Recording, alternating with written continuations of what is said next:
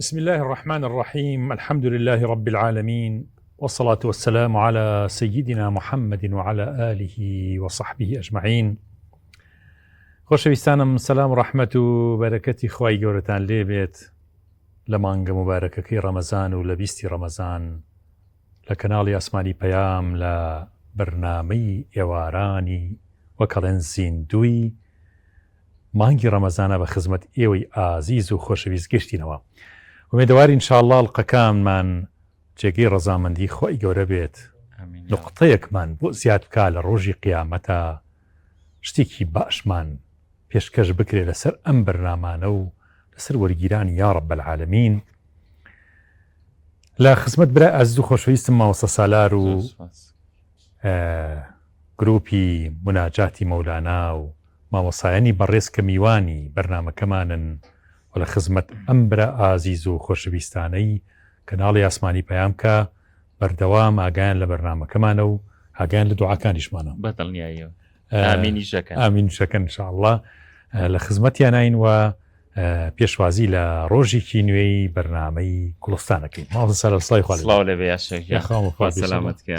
هەر بمێنن موفق بن خوا سەلامەتکە. یا شێخ، ئەمڕۆ پێشەوەی سڵاو لە بینەرەکان بکەم، تەمەن ئەمڕۆ ڕۆژێکی گرنگە لە مێژووی ئیسلامە، ئەویش دووبارە گەڕانەوەی پێغەمبەرە صلی الله علیه وسلم بۆ شاری مەکە کە کۆچی کرد، کە لە شاری مەکە چووە دەرەوە، ئاوڕێکی یایە و تێگەر زوڵم و ستەم نەبوایە، هەرگیز بەجێم نایشت. خاک و نیشتیمان زۆر شیرینە، بۆیە ئەمڕۆ باز لە دووبارە گەڕانەوەی ئیسلام و پێغەمبەری نازدارەکەی صلی الله علیه وسلم بۆ شاری مەکە کە پێوتێ فەتحی مەکە ئینشاءالله. بینەرانی عزیز، سڵاوتان لێبێت بۆ هیوای ئەمڕۆژ وەکو 19 ڕۆژەکەی دیکەی مانگی پیرۆزی ڕەمەزان لە بەرنامەی گوڵستان بتوانین چەپکە گوڵی ئیمانی و عیرفانی پێشکەش بە ئێوەی ئازیز بکەین. من هیچی تر پێش کات با پێشەکێکەمەوە ناکوژم بۆی بچینە ناو تەواوی بابەتەکانمان و بابەتی گرنگمان هەیە، مناجاتی گرنگمان هەیە. ئەچمە لای قورآن خوێنی لاو کاکە محەممەد. کاکە محەممەد سڵاو لێبێت، خوا سەلامەتکە یا ڕەبی. طبعاً وەصفێکی زۆر باشی یا شێخ، وەصفێکی زۆر باشی کاکە محەممەدمان پێگەیشت پێش بەرنامەکە کە سەوتێکی زۆر تایبەتیە. الحەمدولله. کاکە محەممەد، کاتەین بە تۆ دڵمان ئاو بدە، خوا سەلامەتکە. فەرمون جان. أعوذ بالله من الشيطان الرجيم. وعباد الرحمن الذين يمشون على الأرض هونا وإذا خاطبهم الجاهلون قالوا سلاما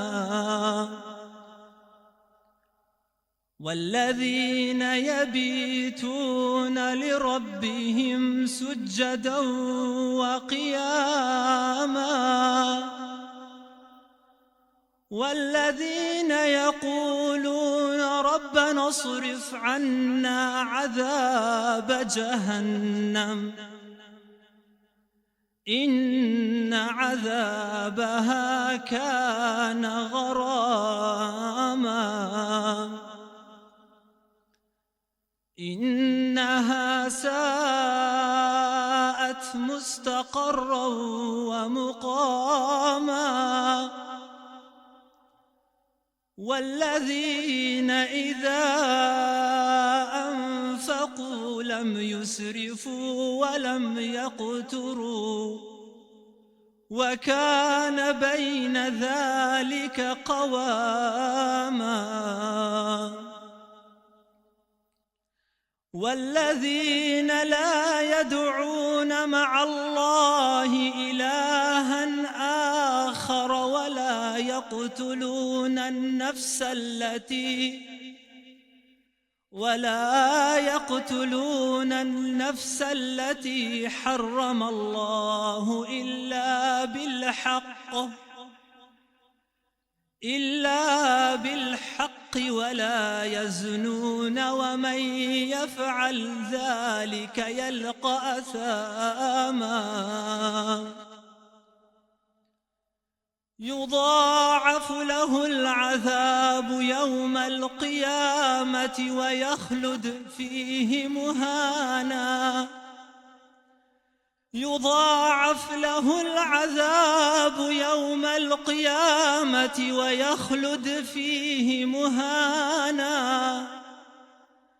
إلا من تاب وآمن وعمل عملا صالحا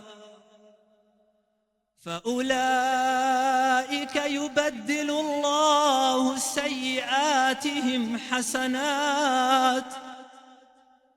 وكان الله غفورا رحيما ومن تاب وعمل صالحا فإنه يتوب إلى الله متابا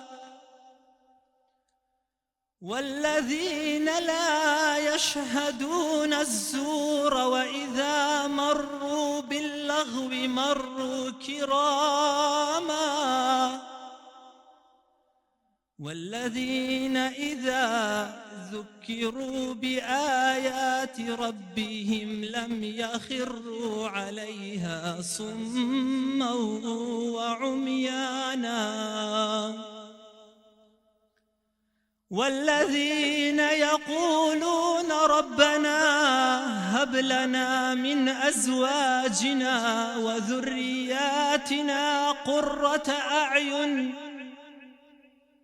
واجعلنا للمتقين إماما أولئك يجزون الغرفة بما صبروا ويلقون فيها تحية وسلاما خالدين فيها حسنت مستقرا ومقاما قل ما يعبأ بكم ربي لولا دعاؤكم فقد كذبتم فسوف يكون لزاما.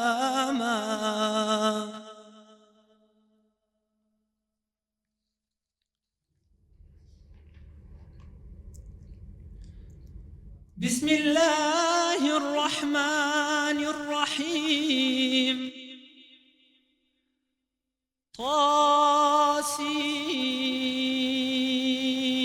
ميم تلك آيات الكتاب المبين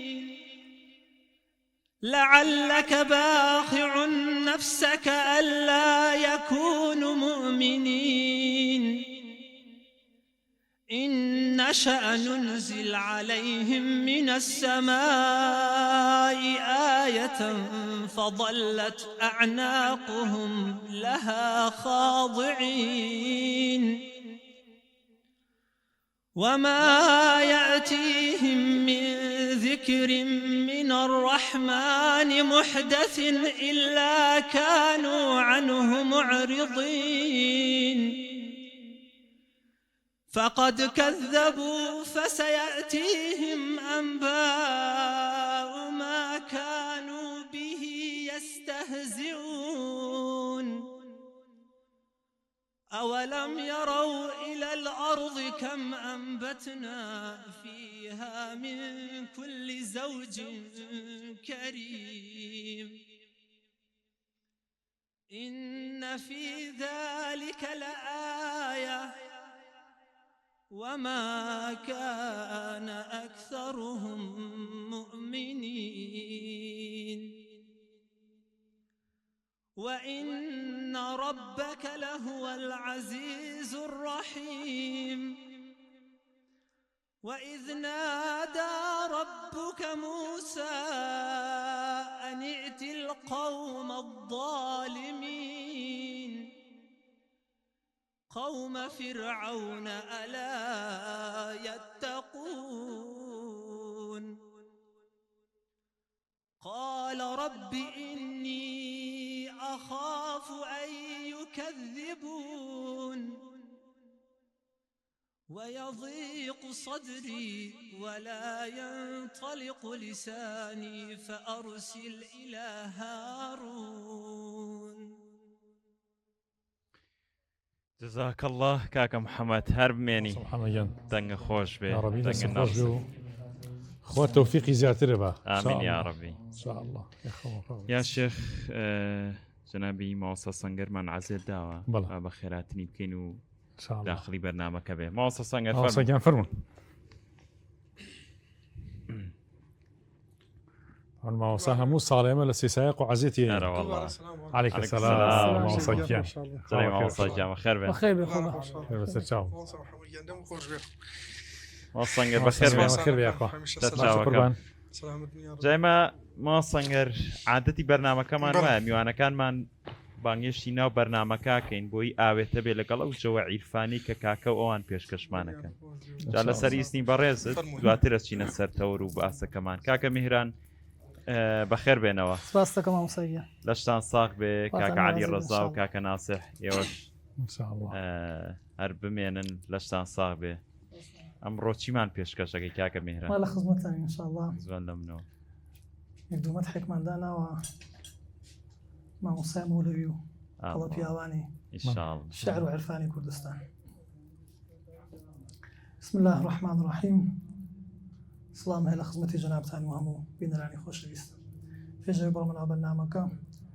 داواکەم ئینشاءڵڵا خەڵکی لای خۆمان خەزم و کەس و کار و دۆست و ئاشنا و بەرادەر و هەموو خەڵکی ڕۆژهەڵات بەتایبەت ئینشاءڵڵا خوای تەعالا بیان پارێزێ ئامین یا ڕەبی دوعای خێرمان هەیە بۆیان ئینشاءڵڵا ئامین ئینشاءڵڵا خوا سەلامەتیان قبلم توم نضل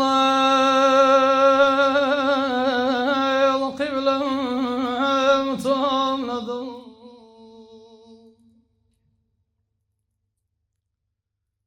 قبلم توم نضل قبلم توم نضل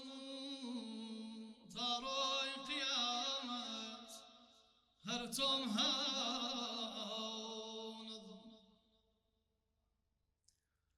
قبل أنتم نضوي قبل أنتم نضو تراي قيامتي هرتم هاو فداي شود جميع البريق ضلجتا سيتون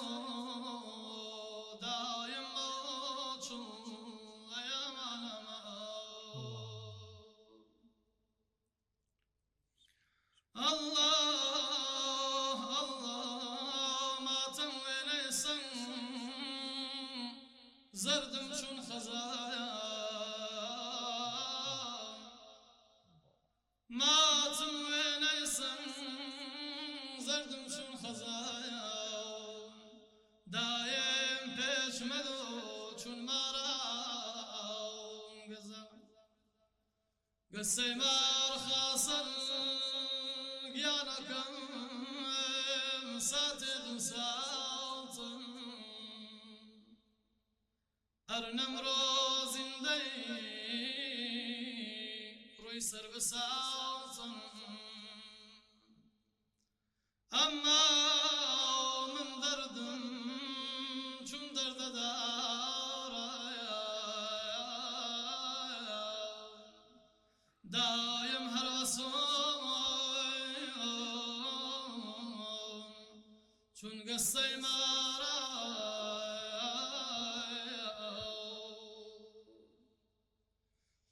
هجرانتو هرسات مرقمن هجرانتو هرسات مرقمن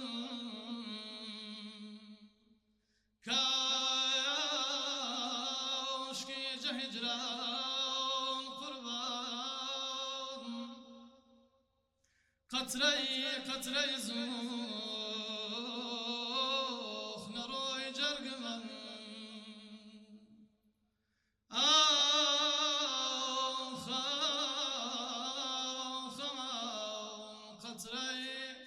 قطري زوخ نروي جرقمن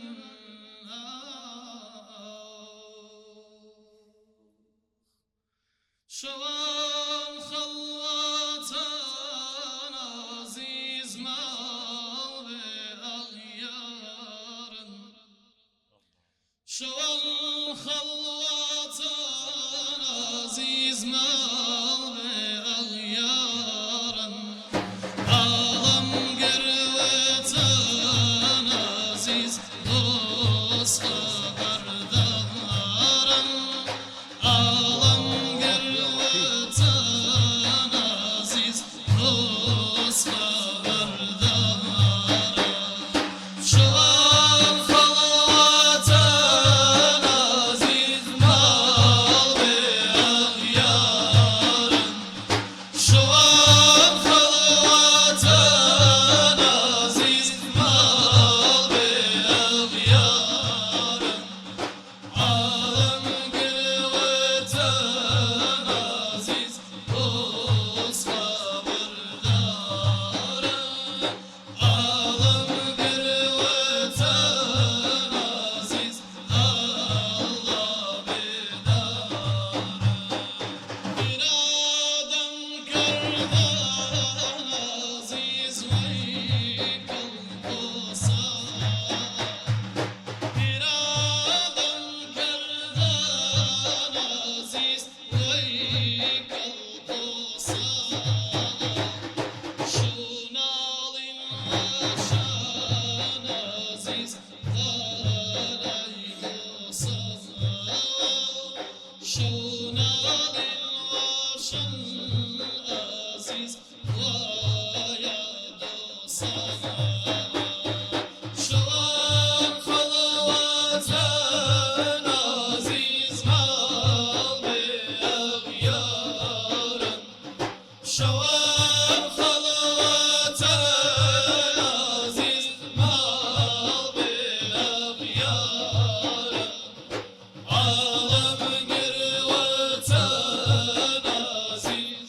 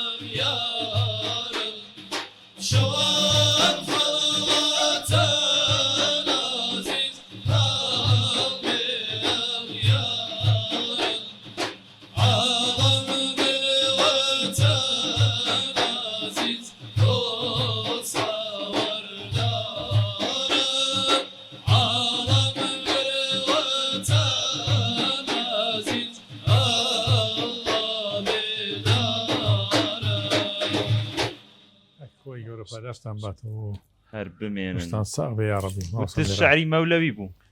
وڵا ئەمانەی هەر فلکلۆر و هۆراوین بەس ئەوەی سەرەتا مەقامەکە بۆ شاری مامۆسای ئەوی شاری مامۆسای مۆلیتیا بوو بەس تێکەڵە کرد سا خۆش بێ دەنگە نەڕسێ دەستی کاکەش خۆش بێ کاکە علی ڕەزا و کاکە ناسی هەر بمێنن خزمەتی ماوەسە سەنوەر ماوەسەگیان خوا بەخێر بن قوربانگیان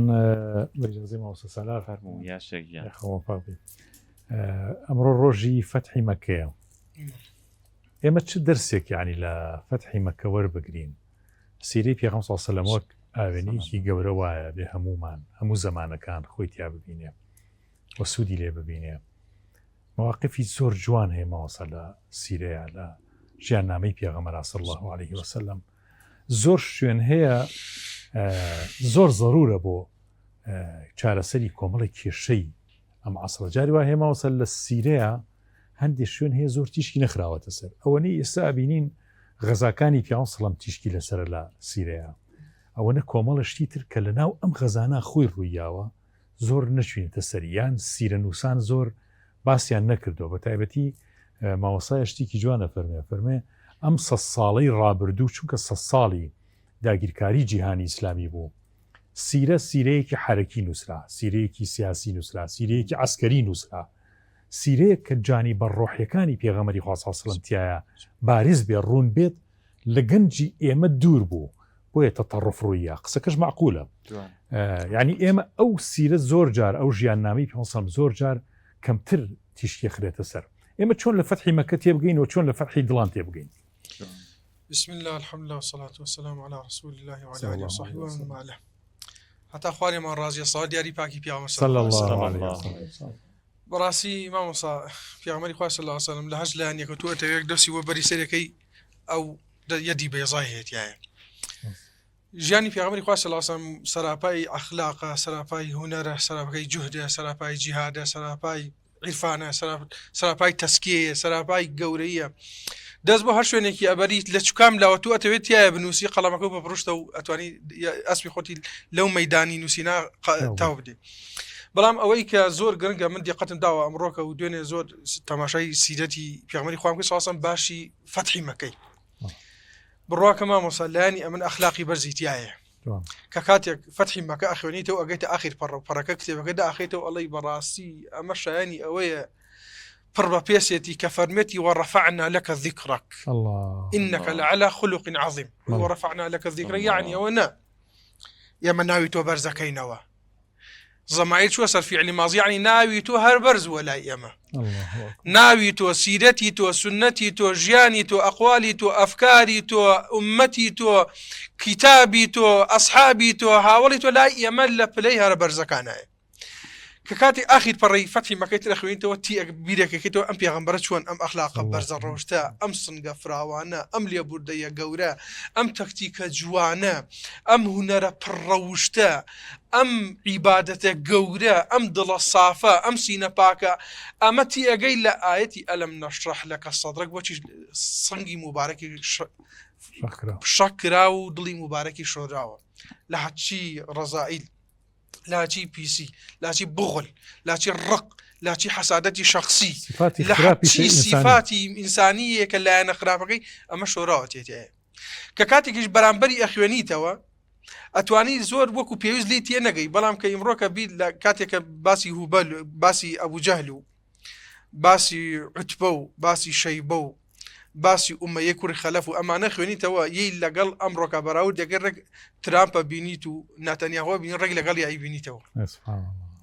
بەراورد دەکەیتەوە فتح هندی کوچی عوتبە هندی خێزانی ئەبوو سوفیان وتی کاتێک کە پێغەمبەری خوا صلی الله علیه و سلم هاتە ناو مەکە وتیان ئەوە تا هات بەسەر دیوارەکان هەزاڵ بوو هاتە ئەم دیو هەن قسەیەکی تاریخی کرد وتی ئەو پێشەوەی بەسەر دیوارەکان هەزاڵ بوو بێتە ئەم دیوە بەسەر دیواری دڵەکان هات تەماشاکە چۆن بەسەر دیواری ئەم دڵانە هات ئەبوو سوفیانی کە گولانەی کە ئیمانی نەهێنا حتا ئەڵەن ڕۆژێک کوتێتی گوێ بگرە ئەگەر بەم شێوازە من ئیمان بەتوێنم پەیژەیە بێنی لە ناو مەکا دایبنێ ئەم پەیژە بچی بۆ ئاسمان لێ لەگەڵ خوا قسە بکەی چوار مەلائیکەت بێنی تەخوارەوە ئەو کات لەوە چێ دوای ئەو پێ بڵم ئیمان و پێ بێنم کە کاتێک هاوردیان بۆ خزمەتی پیامبەری خوا صلی الله علیه وسلم شەو هاتە دەرەوە گیرا هێنان بۆ خزمەتی پیامبەری خوا صلی الله علیه وسلم ئەو باسەکەی دوودێژە بەنی خوزاعە چۆن بۆ بەنی بەکر بوو ئەمە هەموو ئێمە ئەو مەقتەعانەی باسەکەین کە جانیبێکن کە پێویستە بۆ ئێمە ئەمڕۆکە ئەم سینەمان نەبێ ئەم دڵەمان نەبێ هاودانە خزمەتی پیامبەری خوا صلی الله علیه وسلم پیامبەری خوا پێی فەرموو ئەبوو سوفیان کاتی ئەوە نەهاتۆ ئیمان بێنی هەر لەسەر عەقیدە کۆنەکەی مەکە ماوی وەکو بڵێ لەسەر عەقیدەی پێیژەکە ماوی وتی ئەگەر خواکانی من ڕاز بوونایە منی ملپێکی لای تۆ نەکرد دیارە خواکانم ئەمە بۆم دەرکەوت کە ناڕاز بوون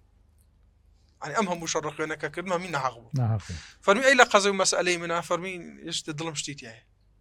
بۆ پێغەمبەرایەتی پیغەمبەرایەتیەکەن پیغەمبەری خوا صلی الله علیه و سلم فەرمی ئیمان بێنە لوانە پیان وت ئیمان بێنی باشترە تا لە ملو بدرێ لەژێر سەیتەرەی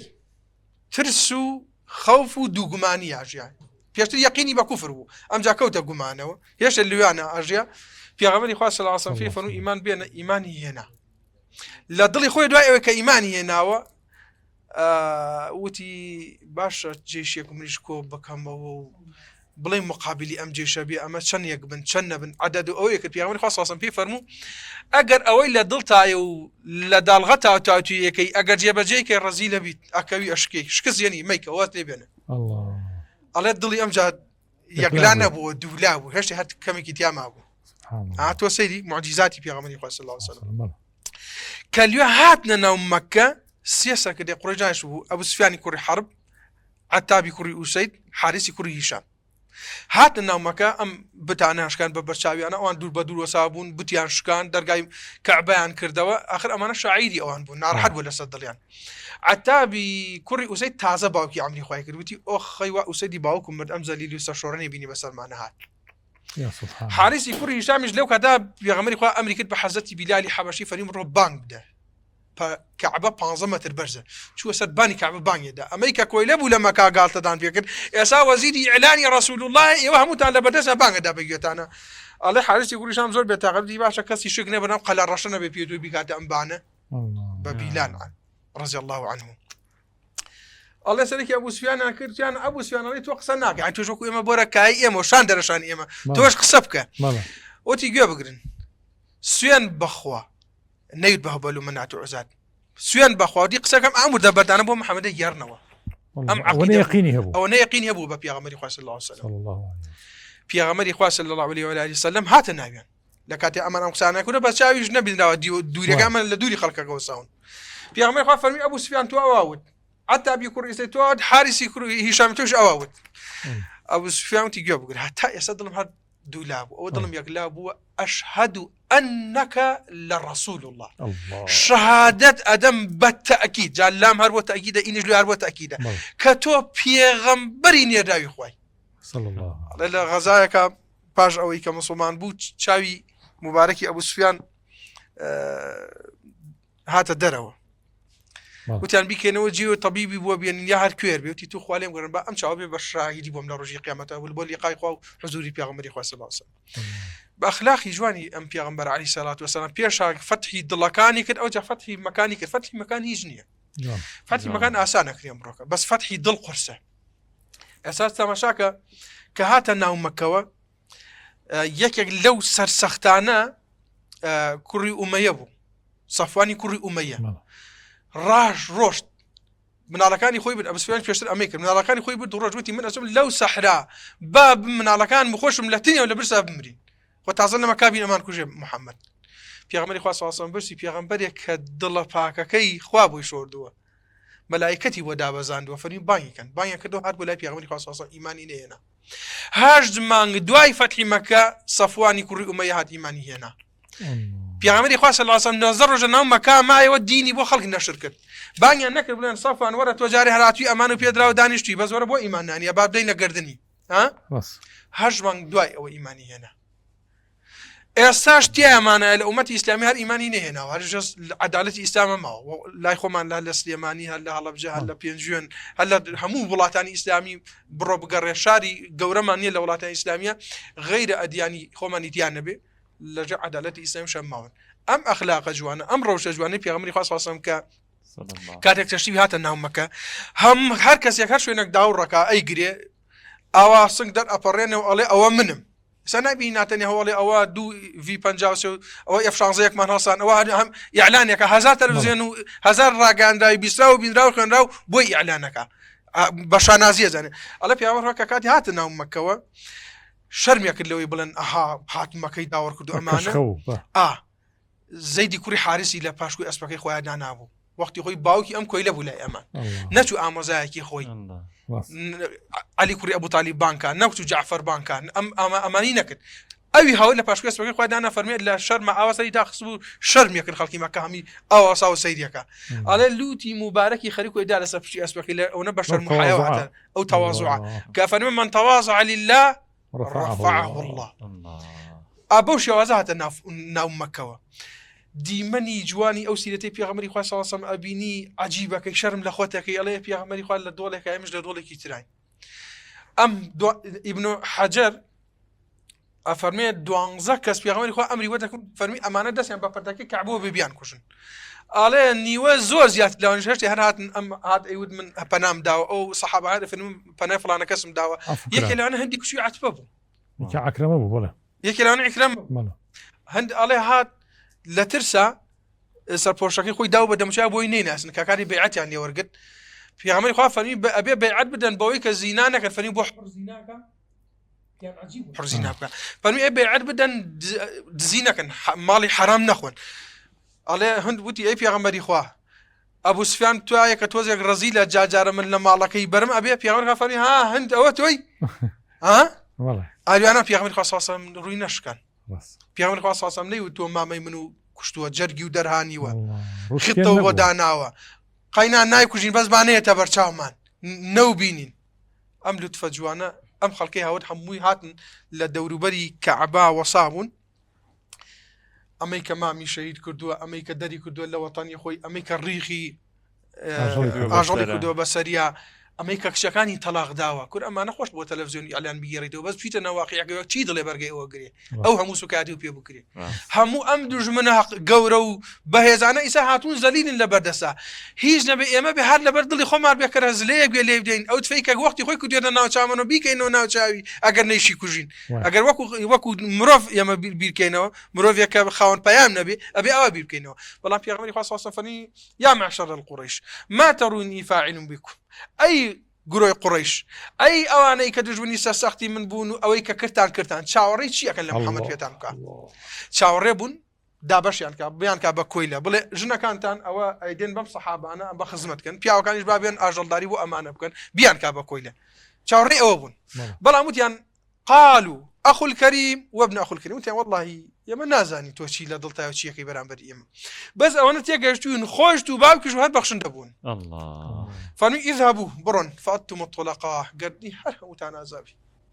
الله يعني دواي أما كقرنيشي أزاكدن توافيا كت بيغمري خواه صلى الله عليه وسلم فضل علي كري عميد وتي قريش ضلنا نبوت عن تختكم خاني اللي فناك عبار رجم كان آخر مالي خوايو مالي إله معنا فرمي اليوم لا إله فرمي امروه هيج خوانية للرقة أنفض عليه شاكا كيخسر جيري يجي لكانيوا بدم تواف الروش تاني زيكي بيغمري خواه صلى الله عليه وسلم بيغمري خواه جبريل أمين عقداري كدو فرمي يا فضالة ماذا تريد فرمي أي فضالة شي تبي هاتي وإيرا فرمي هل هاتوا ملا توافق مونا فرمي بل تريد لتقتلني فرمي فضالته هاتي بو من بكوجي أو شككت لجي يجي لك أنتو ورا بولا نزيك براولم فضالة ترسام كوتي نزيك برا بس أنا كنت شاكي بيني شو من نزيك يو الله دسي مباركي خصص سنجم الله سردل الله بيش أوي دس بخاطر سردلم رق ليه بوترين كاس يقلبون ورا محمد ولا لا چەند دوعایەکی کرد بە دڵ پێغەمبەری خوا جا پێغەمبەری خوا بێ و لە پەنای کەعبا بێ و دەستی موبارەکی لەسەر دڵ نابێ و دڵ کە ئامێرێکی بچووکە لەژێر دەستی پێغەمبەرێکی ئەعزەما بێ ئەفەرمێ دوعای کرد ئەفەرمێ سوێن بەو کەسەی محەممەدی بە حەق ڕەوانە کرد کە کاتێک دەستی دانا خۆشەویستترین مەخلوقی خوا لەسەر زەوێ لە لام محەممەد ئیمانم پێهێنا بە یەقینەوە ئەمە فضاڵی کوڕی عومەیرە فەرمی ئەفەرمی ئیمانم پێهێنا لەو ڕۆژەوە گەورەترین ئاواتم ئەوە بوو شەهید بم تا لە قیامەتە ببێ بە بەڵگەیەک بووم ببێ بە شەفاعەتکاری بووم لە حزوری پێغەمبەری خوا صلی الله علیه وسلم پێغەمبەری خوا صلی الله علیه وسلم بەم دوعا جوانانەی بەم لوتفە شیرینەی بەم دەعوە ئەمینەی بەم حیکمەتە نەرمەی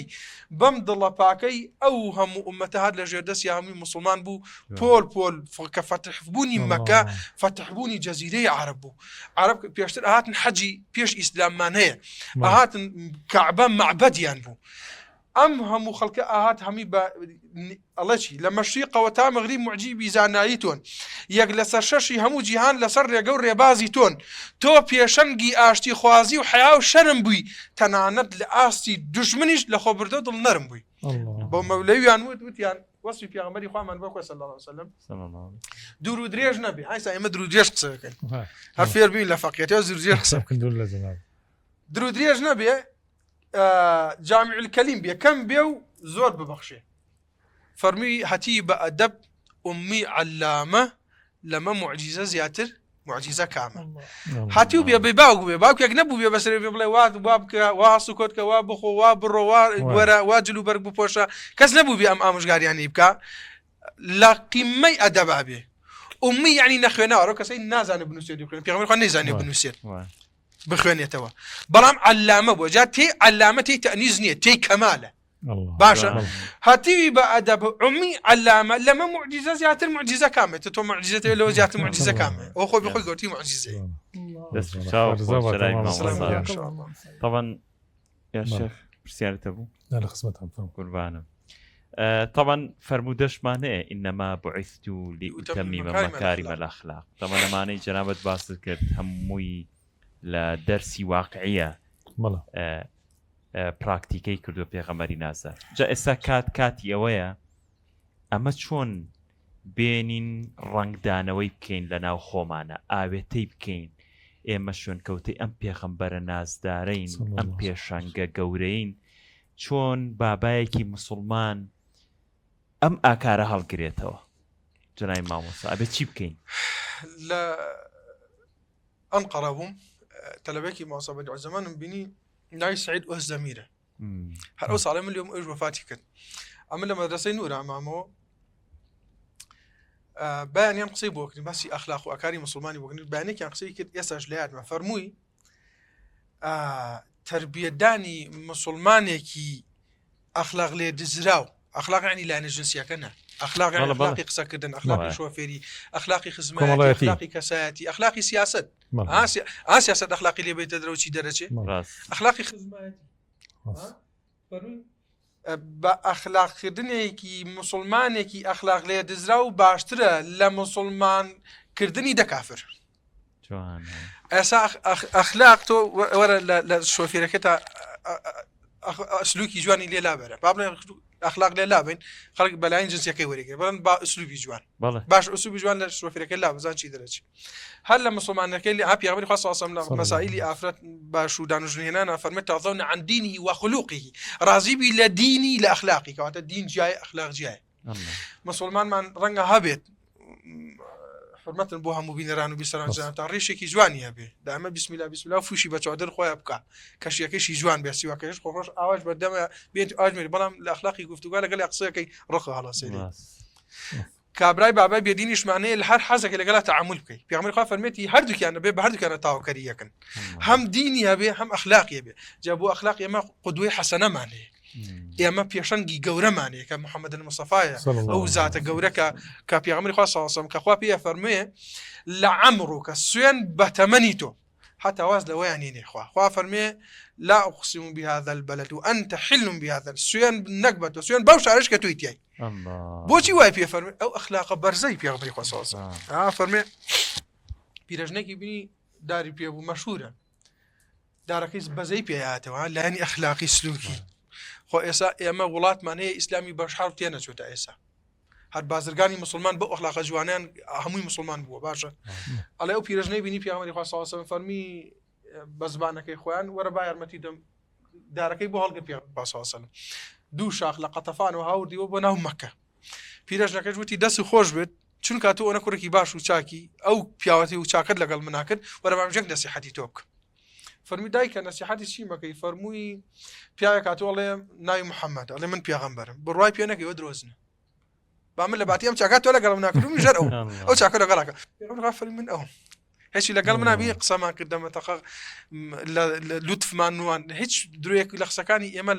لە وتەکانی منابنی ئەو جارە لەوانە دوسێ قسەی بە قوڕی ژوت پیرەژنەکە سێکە بە یەک ڕافتار ئەم پیرەژنەی مسلمان کرد پیرەژنەکە لە گوێی قەبرایە کە عشاری خۆمان ئەمڕۆ نەکەیتنا پێغەمبەر بە یەک ڕفتاری جوان نەیەڵا بە ئیمانی داخلی ئەو مەتارە ببێجا قبر وەکو مەتار وایە لە مەدارە تۆ پاساپۆرت و پێ نەبێ هیچی پێ ناکرێت لەناو قبرشا پاساپۆرتی ئیمان و پێ نەبێ هیچی پێ ناکرێت پاساپۆرتی ئیمانیدا بەدەستی دایکێکمانەوە بۆ ئەو دیوی بەهۆ یەک ڕەوشتی جوانەوە ئەوەنە ڕەوشتی جوان ئاکاری جوان ئەخلاقی جوان ئەتوانێت بەرامبەر ئیخنا پێ بکە ئەتوانێت بەرامبەر و تۆ بخوێنێتەوە ئەتوانێت بەرامبەر و واب لێ بکە هەر مرۆڤ وایە لەگەڵ لە سایرێکا سەرەکەوی سەرێکی ئەم مرۆڤە خاوەن پەیامە ئەم مرۆڤە قسەکانی لە مرۆڤەکانی تر ناچێ ئەوە تەئسیری ئەو ئەخلاقە جوانەیە کە پێغەمبەری خوا صلی الله علیه وسلم کردی بە گوڵێک و کردی باقی هەمومانە هەتا لەو ئەخلاقە جوانەوە نزیک بین لە دنیا قیامەتە نە لێرە عیبدارە بین نە لەو دیوی سزابارە بین ماوەسا هەل لە فتحی مەکە ماوەسا سالار حاتبی کوڕی ئەوی بەلتەعا کە سەحابەیەکی بەدریە سەحابەیەکی گەوری پێغەمبەر صلی الله علیه وسلم مهاجرە لە مەکەوە هاتووە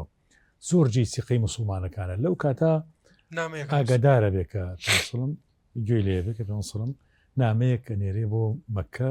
کەوا پێسم بەتەمایە فتحی مەکە بکە پێسم شاردیەوە شتەکەم هەتا بەعزەکان و بۆ غەتەفانەچێ بۆ تایفەچێ بۆ ئەوێچێت پێسم باسی نەکرد لای کەس بەڵام رسول الله صلى الله عليه وسلم بهوي وحيو بيزاني كنامك حضرتي علي صحابي كتير نار نامكان بجني يقول الرجل ينسندو هنا يعني حضرت عمر فرمي بالا ملي بل دعني اضرب عنقه لا حاطب بين شوكا او خيانتي كردوا ما وصل اجريم السيدي ام خيانته بكين لامرؤيا وكو وايبلين كسيك بتشي نامه بنيري بو بناتانيا هو بلا شتيكي او امريكي واهيله يعني وكو واي تقريبا شكيت قريش اوبون دي بيانسان فرمينا خير ما صحابي بدر وما آوايو نيلا يقسي كالي فيه وتي يا رسول وتي بوشي أمد كردو وتي والله يا رسول الله من الله كان من مكان كسياني ويستوما بما وأبكم كأهل مكة عزيتي من الله كان من يخوش بيسيك دروز بيلبي بيغمبري خاصة صلى أم أخلاق برزم ما وصع خو ما خيانتي عظمايا أم خيانته بلام نا أم صحابي لا صحابيتي خات نبيه وتري منافق ندرك للرئيس مسلمان چۆن ئێمە دەرسی گەورە لە فتح لە شەڕ لە ناو جەنگەکەیە ببینین لەوەی کە ئێمە لە ناو مسلمانانە ئیمڕۆ ئەم تەکفیر و تەفسیق و تەبدیعی ناو مسلمانان بەڕاستی تەرگە بکرێ ئەمە کەی لەگەڵ سیرە لەگەڵ سیرەت و جوانی پێغەمبەر صلی الله علیه و سلم ئەمە ئەگونجێ ئەم وەزعی کە ناوکرۆکی مسلمانانی داڕزاندووە هۆی سیاسەتێکی ئینگلیز هەیە ئەڵێ فەرق تسدد تفرقه بکە تۆ سەرەکەوی ئەمە سیاسەتی مسلمان نییە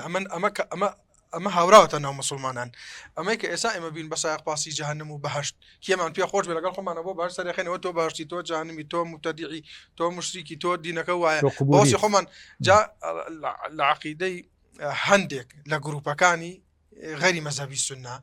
هي علين إمام علي لو دي ولا سبر ذكاء وصاول سبر دي سيران هركز يخوي بيه خوش ومركب ولا دا إن يريته بهاش هركز يخوي ناراضي ولا يجرته وبجهنم إيه مش وام عليها هنديك بناوي السنة وبناوي كتاب السنة وبناوي توحيد وبناوي كتاب برسيو بين بس أخباسي جهنم ما مصا كيا ما بيه خوش بين ينبو جهنم كيش ما بيه خوش بين إن ينبو بهاش أما يعني سياستي مسلمان أما سياست هوراتنا ما إشي لسكرا أجر مثلا نانێک تۆ توێ بیخۆی پارچە سەمونێک ئەم سەمونەت بەیەکجار ناتوانانی بیخۆی کەس پارچە و کرد تیکەیەکی خۆشە ڕوا هەم لە مەعیدەتی پێتیارە بێ هەمیش ئەو لە ژیان خستووە لە وجود خستووە ئەم ئومەتی ئیسلامیش بێ پارچەیەکی ئەمجا ئەتوانی بەسەری ئازاڵ بێ یەکێک لەوانەیە کە پارچەیەکی مەسەن وەختی خۆی ئینگلیز هات لە کوردستانی خۆمانە ئەو هەموو وەختی خۆی مەسەن هەر لەلایەنی عشاریە جافە بوو گۆرانە بوو چەند عشەتێکی ترە بوو هەر لەنا ئەوانە سەدان فیرقەی یەکردەوە من لەلایەنی کۆمەڵایەتیەوە هەر ئەمجا لە ڕێیاوی ئاینیوە چەند مەزەبی هاورد ئەمجا دواتر هەر لە دوای نەوەتەکانەوە چەند وتمان مەزەبان نابێ هەبێ هەزار مەزەبانەجە یەک مەزەبا دروست کرد ئەمە سیاسەتێکی ڕۆژئاوایە بۆی ئومەتی ئیسلامی هەرگیز ئیتیحادی نەبێ هەرگیز وحدەتی کەلیمەی نەبێ هەرگیز وحدەتی صەفی نەبێ هەرگیز وحدەتی کەلامی نەبێ ئەوە سیاسەتەکە کە ئێمە بڵاویان کرد حەبودیان بە ئێمە و والیاتۆ ئێسا زۆرجار لە مزگەوتان نوێژەکەم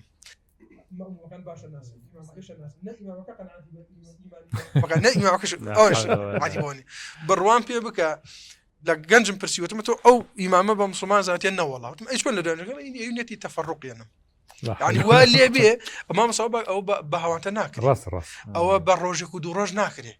او چنها كانال خراوه خدمت او بروجه چنها باري وصرف كراوه چن بياو بارو بلان وچك هر ساعه چواري خدمت يابو تام مسلمان غير بروجه راس زور راس او روجه لك ب بيبوتري وازي ليبينا إنه قد شهد بدرا لبدرا بجداري كردوا خواهي قرش فرميتي اعملوا ما شئتم فإني قد غفرت لكم أو الرجال لكوي أم رومان لكوي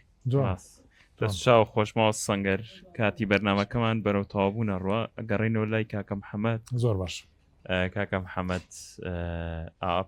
کەمتر لە پێنج خولەکی ترە دەین بە بەڕێزت هەندێک لە قورانی پیرۆزبان بۆ بخوێنێ فەرموو ساخۆش ماوسەیە مريم دورة إن شاء الله يوم يقول المنافقون والمنافقات للذين آمنوا انظرونا نقتبس من نوركم قيل ارجعوا وراءكم فالتمسوا نورا فضرب بينهم بسور له باب باطنه فيه الرحمة وظاهره من قبله العذاب ينادونهم ألم نكن معكم قالوا بلى ولكنكم فتنتم أنفسكم وتربصتم وغرتكم الأماني حتى جاء أمر الله وغركم بالله الغرور فاليوم لا يؤخذ منكم فدية ولا من الذين كفروا مأواكم النار هي مولاكم وبئس المصير ألم يأن للذين آمنوا أن تخشع قلوبهم لذكر الله وما نزل من الحق ولا يكونوا كالذين أوتوا الكتاب من قبل فطال عليهم الأمد فقست قلوبهم وكثير منهم فاسقون اعلموا أن الله يحيي الأرض بعد موتها قد بينا لكم الآيات لعلكم تعقلون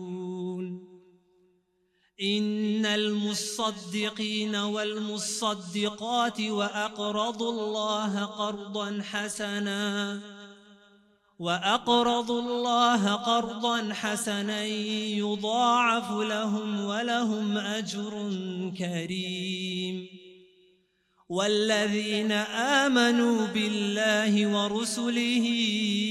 أولئك هم الصديقون والشهداء عند ربهم لهم أجرهم ونورهم والذين كفروا وكذبوا بآياتنا أولئك أصحاب الجحيم اعلموا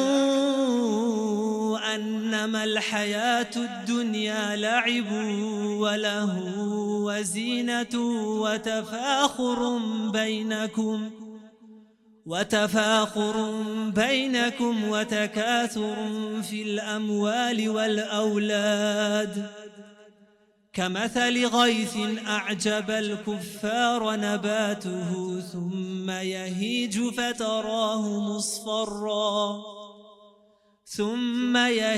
فتراه مصفرا ثم يكون حطاما وفي الآخرة عذاب شديد ومغفرة من الله ورضوان وما الحياة الدنيا إلا متاع الغرور. موصل يا أخو أخوي قرب هذا سامته زت من داي جناب ماموسا موصل رقيق ما كردي رقم دورة داري بدكم يا أخو جناب ماموسا عفوا مو بوده سلامكم ماموسا جان فرزاوتو كاكم محمد جان خوش بخير بن ما عندو ما كردن موصل محمد جان يا أخو بخير بن وتوفيق بن عربي السلام عليكم محمد جان خير بن يا أخو موصل جان فرمون موصل جان يا أخو بخير بن خاف سامي قربان خاف سامي يا أخو موصل جان خاف سامي سلامك يا أخو بخير قربان بله سلامكم يا أخو بخير بن سلامكم موصل سلام من يا شيخ كات درنگو ورش شوينكي خو هذا والله مايكا كشبو بينهم أي موصل وين ايه خو ما ويانا بس با حاضر بيتو طبعا حاضر كاكا مهران قرينا ولاي برزت لبر كميكات سيار اللي ناش بدلت كاغرباز دور باش مناجاتی دووەممان چیمان پێشکەشەکەی والله ئەبێت لە یەکەم خۆشتر بێ بس بخوا ان شاء الله هەموو شتێکت خۆشەوە بۆ سەعبەت وتە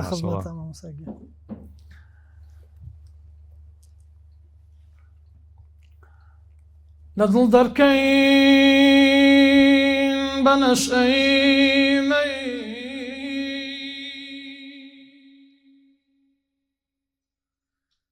لەدڵ دەرکەین بە نەشئەی مەی بە سۆزینەی خەمی دنیا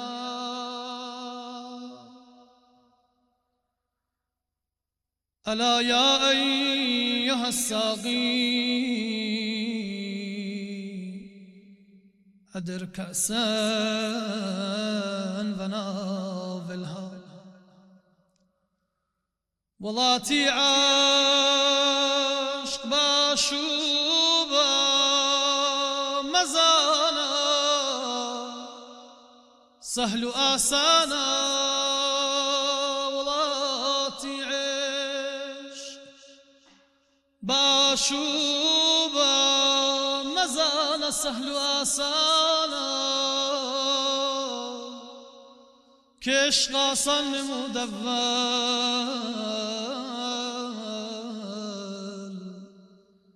ولي افتاد مشكلها هزاران دل مقيمي رومة زلفين باكيتوس يا فخر عالم هزاران دل مقيمي رومة زلفين باكيتوس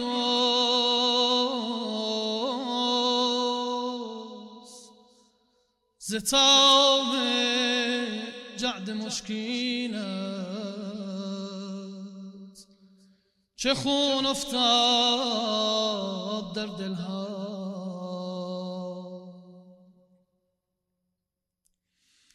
همو جینم فدای ساتی کی دلداری که روژی ده همو جینم فدای ساتی کی دلداری که روژی ده جرس فریاد می دارد جرس فریاد می دارد که بربندید محملها اگر گیانت دوی قربان اگر گیانت دوی قربان با قربانت لپیش نجوان که سالک بی خبر نبود زراه و رسم منزلها خیالی نقشی ابروی تو و چانی لیم بری و هستم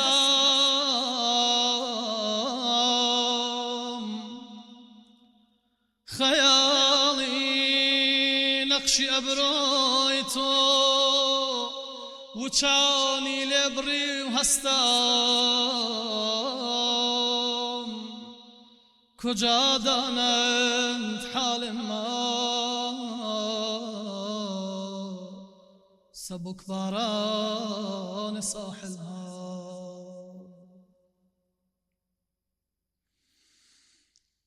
چلون باست نکم هر دم چلون باست نکم هر دم که دل هاوارک سرجم نهان کیماندن رازی نهان کیماندن رازی کزو سازن محفلها دسافانی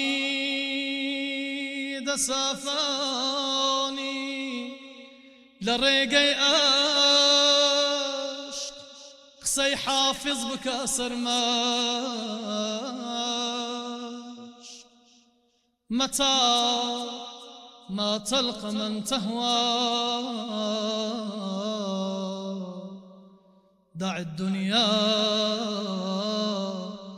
وأهملها وصلى الله على ذات باقي قدسي آياته وصلى الله على ذات باقي قدسي آياته كأخلاقي پسندیده جنابي حي منانا كأخلاقي پسندیده جنابي حي منانا الله صلى الله على ذات باقي قدسي آياته كأخلاقي پسندیده جنابي حي منانا جنابي حي منانا الله چه شیرین ده تسر زارنا بی ناز دارد ببه استم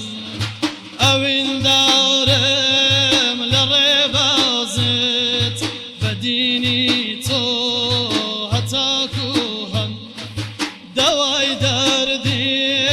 دلانانا وی جوانت لا دباماتم حبيبم يا رسول الله وصلى الله على ذات باقي قدسي آياته كأخلاقي پسندیده جنابي حي منانا